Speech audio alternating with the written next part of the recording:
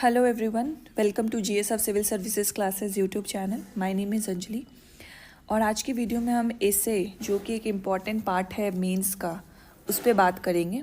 में आपने जो भी पैटर्न अभी तक आपने देखा ही होगा, आई होप सो, तो आपने देखा होगा कि 68 से ये पैटर्न चेंज हुआ है। तो इसमें GS1 है, GS2 है एंड एक एसे का पेपर है और सारे जो पेपर है वो 300 मार्क्स के हैं। तो जो एसे का पेपर है इसमें ये भी 300 मार्क्स का है और इसकी भी इक्वल वेटेज है GS1 और GS2 के।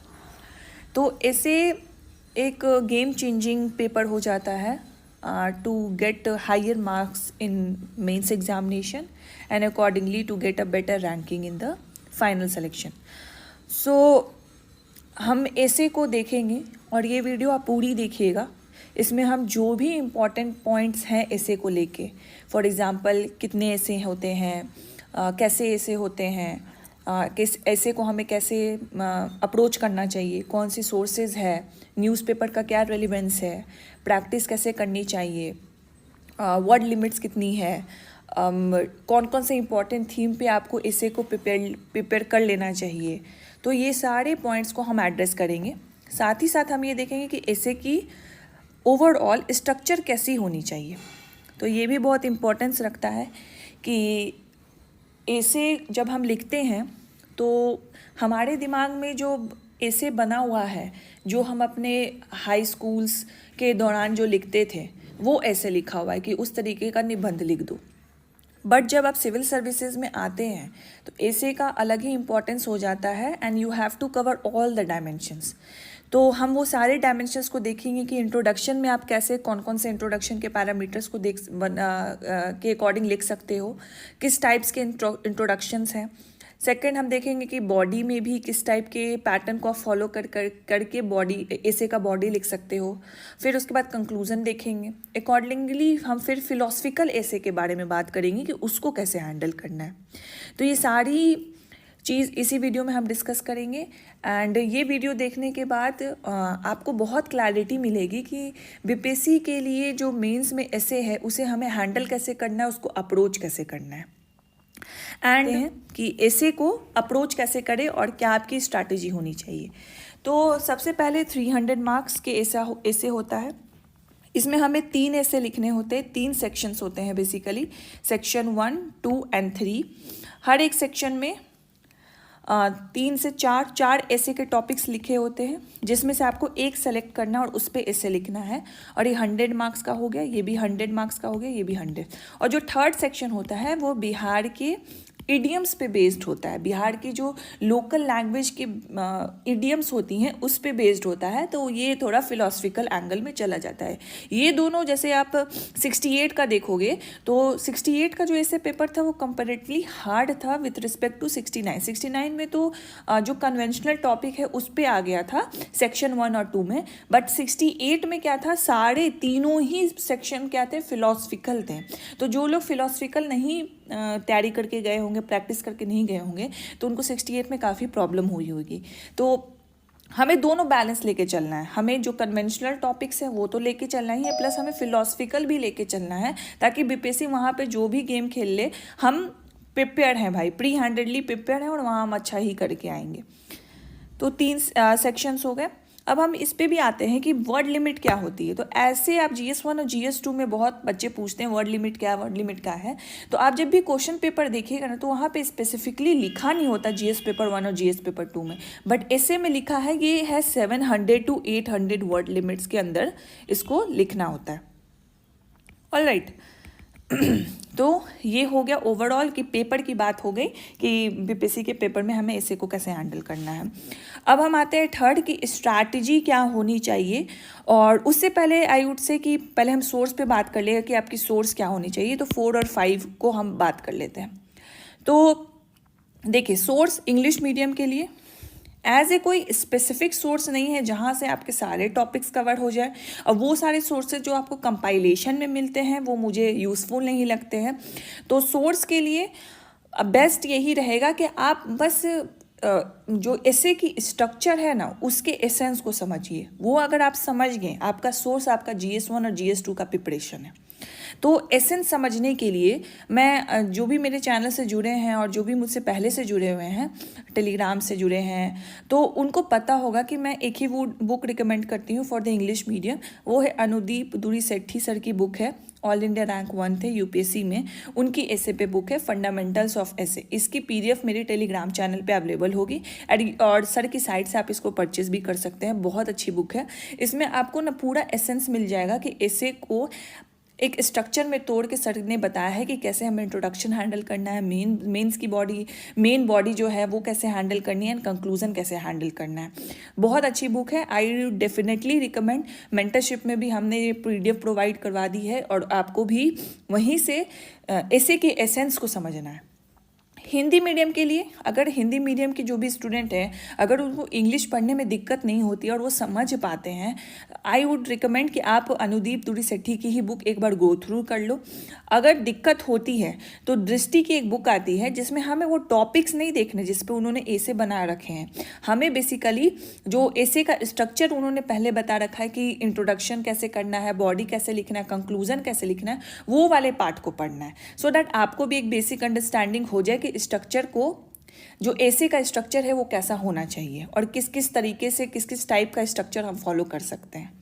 ऑल राइट, फिर इसके बाद कोटेशन बहुत इंपॉर्टेंट हो जाता है। तो ये कोटेशन जब आप ऐसे लिखोगे तो over the period of time आप ये कोटेशन की लिस्ट बना लोगे।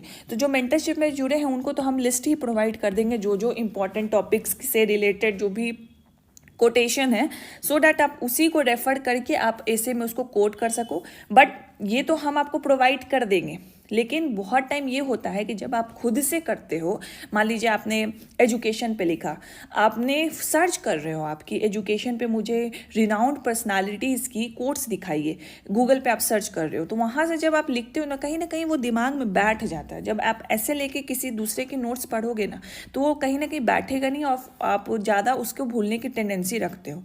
तो ठीक है, ये अप्रोच रहेगा। तो हिंदी इंग्लिश मीडियम के लिए, हिंदी मीडियम के लिए एंड कोटेशन का क्या यूज़ है ये रहेगा। अब इसमें सोर्स पे एक चीज़ और ऐड कर लीजिए, न्यूज़पेपर।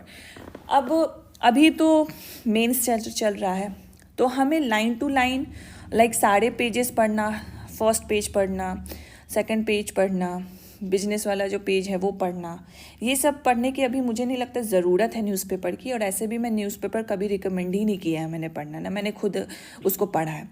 बट जब मेंस आ रहा था तो मैंने न्यूज़पेपर का एडिटोरियल ज़रूर पढ़ा था। उससे मुझे एक तो मेरी जो आर्टिकुलेशन है इंग्लिश की वो सुधर गई थी उससे। तो हिंदी मीडियम वाले प्लीज़ हिंदी में जो न्यूज़पेपर आती है उसके एडिटोरियल पढ़िए। एंड इंग्लिश मीडियम वाले, हिंदू मैं फॉलो करती थी, आप इंडियन एक्सप्रेस भी फॉलो कर सकते हैं, उसके एडिटोरियल पढ़िए। एडिटोरियल पढ़ने से हमें सेंटेंस को कैसे फ्रेम करना है वो तो सीखने में मिलता ही है, प्लस हमें जो भी इम्पॉर्टेंट कन्वेंशनल थीम्स हैं जिस पे ऐसे घूमती है और जिस डायमेंशंस को हमें ऐसे में कवर करना है, जो भी जनरल स्टडी से जो हमारी जुड़ी है, मोस्टली उसी के अराउंड एडिटोरियल सतह उसी के अराउंड ही रहेंगे ज़्यादातर। तो वो सारे टॉपिक्स आपको पता है, you are preparing for mains, you know those topic, तो वो सारे टॉपिक पे एडिटोरियल होगा, जस्ट गो थ्रू दैट। एक तो आपको जो स्टेटमेंट फ्रेमिंग है वो सीखने को मिलेगा, आर्टिकुलेशन कैसा किया हुआ है वो सीखने को मिलेगा, प्लस आपको बहुत सारे अच्छे अच्छे कोड्स भी मिलेंगे जो कि आप एग्ज़ाम में यूज़ कर सकते हो, डेटाज भी मिलेंगे जो कि आप ऐसे में यूज़ कर सकते हो। तो definitely recommend to read editorial for both Hindi and English medium. Hindi medium जो भी अच्छी न्यूज़पेपर जो आप लोग फॉलो करते हैं उसका एडिटोरियल बिल्कुल ही पढ़िएगा। तो ये हो गया हमारी सोर्स की बात। अब हम स्ट्रैटेजी पे आते हैं। अब जो स्ट्रैटेजी है आगे हम देखेंगे कि मेरी ड्राफ्ट ऐसे और ऐसे कॉपी जो मैंने यहाँ पे लिखी हुई है, तो मैं एक ड्राफ्ट अपनी ऐसे दिखाऊंगी एंड ऐसे कॉपी दिखाऊंगी, so that you get the gist कि कैसे मुझे ड्राफ्ट ऐसे बनाना है और कैसे ऐसे लिखी जाती है। और ये जो मैं ऐसे दिखाऊंगी मेरी वन ऑफ द फर्स्ट ऐसे है जो मैं वो दिखाने वाली हूँ, सो दैट आपको भी लगे कि आप जब स्टार्ट करोगे तो आप उतनी अच्छी ऐसे नहीं लिखोगे, but over the period of time with practice आपकी ऐसे की राइटिंग स्किल काफ़ी अच्छी हो जाएगी। तो इसमें है स्ट्रैटेजी हमारी क्या होनी चाहिए। तो सबसे पहले मैंने क्या बताया आपको, सबसे पहले आपको क्या करना है, एक स्ट्रक्चर का, ऐसे के स्ट्रक्चर का अंडरस्टैंडिंग ले लेना है, उसके एसेंस का अंडरस्टैंडिंग ले लेना है। इसके लिए मैंने आपको सोर्स बताया, वो पढ़ लीजिए। इसके बाद फिर आपको क्या करना है, जो भी इम्पॉर्टेंट थीम्स हैं, टॉपिक्स हैं ऐसे के लिए, जो मैं आगे वीडियो में कवर करूँगी, उन टॉपिक्स पे आपको ड्राफ्ट ऐसे बनाना है। अब मैंने यहाँ पे 15 से 20 टॉपिक लिखे हुए हैं। अब ऐसा नहीं कि हम 15 के 20 टॉपिक का ड्राफ्ट कंप्लीट कर लेंगे फिर जाके अपना पहला ऐसे लिखेंगे, ये नहीं करना है। आपने ड्राफ्ट ऐसे बना लिया एक टॉपिक पे, फॉर एग्जांपल एजुकेशन पे ही बना लिया, तो बना लिया। अब नेक्स्ट डे आप इस पे ऐसे लिखो, और ऐसे का टॉपिक आप कहाँ से निकालोगे, यूपीएससी के PYQ से, उसमें आपको ज़्यादातर फिलोसफिकल मिलेंगे। तो स्टार्टिंग के लिए अगर आपको एजुकेशन से रिलेटेड कोई भी स्ट्रेट फॉरवर्ड यूपीएससी के PYQ में नहीं मिलते हैं, then you go for simple. आप एजुकेशन पे ऐसे लिखो कि like education status in India, आप अपने से ये बना सकते हो और उस पर लिखो, एंड देन उसको प्रैक्टिस आपने कर लिया। अब मुझे इसको एनालाइज करना है, तो एनालिसिस के लिए जो आपने ड्राफ्ट बनाया, एक तो पहले उसको देखो कि जो आपने ड्राफ्ट बनाया है, ड्राफ्ट में मैं बात करूंगी कि ड्राफ्ट बनाना कैसे है। तो जो आपने ड्राफ्ट बनाया पहले तो उसको देखो कि उसका कितने पॉइंट्स आपने अपने एसे की कॉपी में लिखे हैं, जो आपने ऐसे लिखी है। सेकंड, आप क्या करो, जैसे मेरी कॉपी पड़ी हुई है, इवन बहुत सारे टॉपर्स की कॉपी मैंने अपने टेलीग्राम पे शेयर की है, तो उनकी कॉपीज़ खोलो और आई वुड से कि डेली एक ऐसे उनकी पढ़ लो, कोई भी टॉपिक पे पढ़ लो।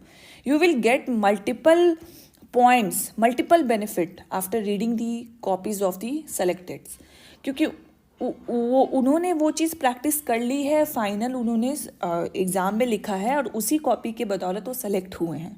तो आपको बहुत कुछ सीखने को मिलेगा कि इंट्रोडक्शन कैसे लिखना है, इंट्रोडक्शन को लिंक कैसे करना है बॉडी से, एक पैराग्राफ को दूसरे पैराग्राफ में जाते टाइम क्या करना है, और कैसे सारे डायमेंशंस को कवर करना है, कंक्लूजन कैसे लिखना है। आपको बहुत कुछ सीखने को मिलेगा।